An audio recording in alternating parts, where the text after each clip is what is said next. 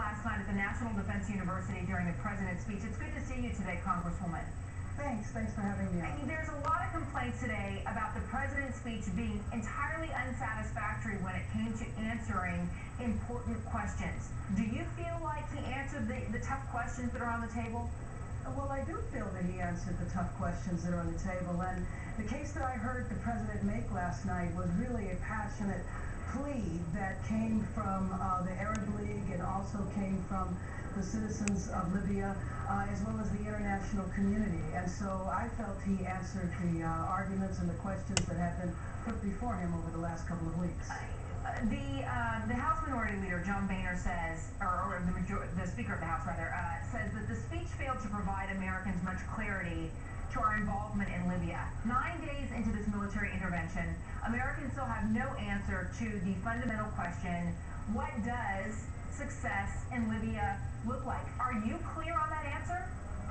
Well, I personally wonder whether or not the president could have provided any answer that would have satisfied Speaker Boehner, because I will say leading up to the U.S. intervention, the cry at that point was that the U.S. hadn't done anything.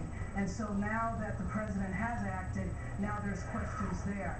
I felt that, he did explain why we went in, and he also explained what our limited role would be, and that NATO has taken over the command of the no-fly zone as well as enforcing the arms embargo. But so if the president is saying that regime change is not the goal here, that it would be an ideal outcome, but that's not the goal, and yet you have Hillary Clinton overseas today with all these other world leaders saying Gaddafi has to go. I think there's two different things. I mean, frankly, what the president was saying was that our role was to essentially take the lead in the no-fly zone and to take out Gaddafi's ability to bomb the people of Libya. Having accomplished that, now NATO takes over. And so I think what the president was describing was the limited role for our armed forces. As I understand it, Secretary Clinton is in London today meeting with the international community, understanding that this effort is going to continue on. Well, listen, let me ask you about something else that's unfolding right now on Capitol Hill, and that is the budget battle. The clock once again is ticking toward a potential shutdown of government.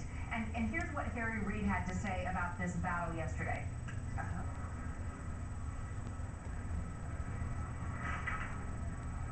Republicans refused to negotiate on a final number.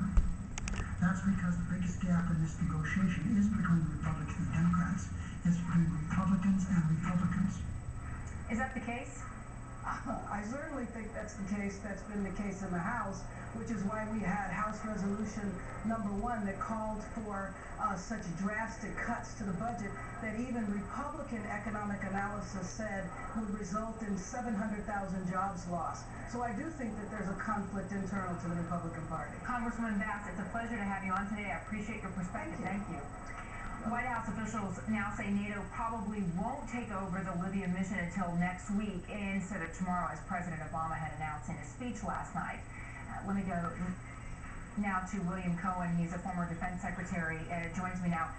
Secretary, good to see you today. Let me ask you what we were just talking about with Congresswoman Bass. Did you feel like the president's speech last night answered important questions, for instance, about how do we get out of Libya?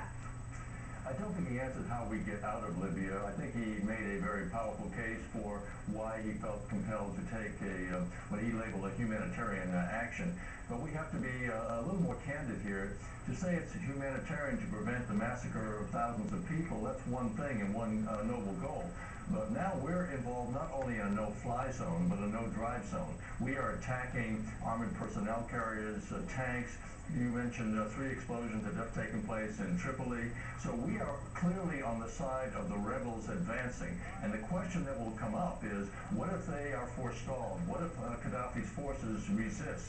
Do we then continue to take the side of the rebels who are pushing forward? They apparently do not want a ceasefire. They want to go forward and go all the way to Tripoli. Are we on their side going forward? I think that hasn't been answered. And if we're on the side of the rebels, who are the rebels? We haven't had a clear answer to who makes up the group of people that are opposing the Libyan government. There has been a lot of reports here about whether there are former insurgents who fought against Americans, including included in that group, whether they include Al-Qaeda terrorists who are opposing Muammar Gaddafi. Are you clear on who this group of rebels is? I don't think anybody's clear. This is one of those known unknowns that former Secretary of Defense has expressed in his book, most recently Secretary Rumsfeld. We don't know, but what we have decided is anyone is better than Muammar Gaddafi based upon his past performance and seeking to unleash his military against his own people. And I think that clearly is the end game. What the President outlined is he said he's going to try to achieve that not through military means, but through economic sanctions, through diplomatic means, trying to force Gaddafi out, persuade those Gaddafi supporters their life with him is limited in nature. They ought to get on the side of the rebels, and therefore to continue to squeeze Gaddafi economically, diplomatically, and occasionally pound his compound and other heavy installations to let the message go forward that we're still on the side of the rebels and they're going to be the ultimate ones who prevail. And Secretary, you have the President saying, look, we had to go in. Here was a brutal dictator who was getting ready to kill his own people. But we're saying the same thing happening in Syria, the same thing happening, a major uprising last year in Iran. Where was the international community then? Where was the Security Council resolution? Where were the airstrikes that provided a little breathing room for the people to take on their dictatorial governments? Well, what also became clear from the President's speech is he was saying this is not a policy. This is not an Obama doctrine or Obama policy. This is not a precedent. Because had he indicated this is his doctrine, then we would be faced with this with Bahrain, by way of example, Saudi Arabia, by way of example, Syria also now very much in the mix. And we're not going to take a policy that says anytime you have an authoritarian government that uses excessive force against its people, the United States will lead the effort to establish no-fly zones. I don't think that's the Obama policy. He clearly didn't want to make that statement and set that as a precedent last night, and I don't think he has. But these are issues which are going to be raised and need to be resolved in the coming weeks and months. This is not going away with simply saying we were successful in achieving the saving of thousands of lives. That was on the good side of things, but it's still a very, very murky future for all of us. Secretary Cohen, I appreciate your time today. Thank you, sir. Good to be with you. Walmart is being sued in the biggest ever sex discrimination case in the country, and now new information coming in from the Supreme Court. A group of women claims Walmart paid them less, gave them fewer promotions than the male employees for more than 10 years. Walmart is trying to stop this case from even going forward. NBC News Justice correspondent Pete Williams is live now at the Supreme Court. What's new there, Pete? Well, what's new is we've heard the oral argument now, so we've heard the questions from the justices. It's always a little risky to predict what the court's going to do based on their questions, but it would seem that Walmart will succeed in what you just said, which is to prevent this class action case from going forward.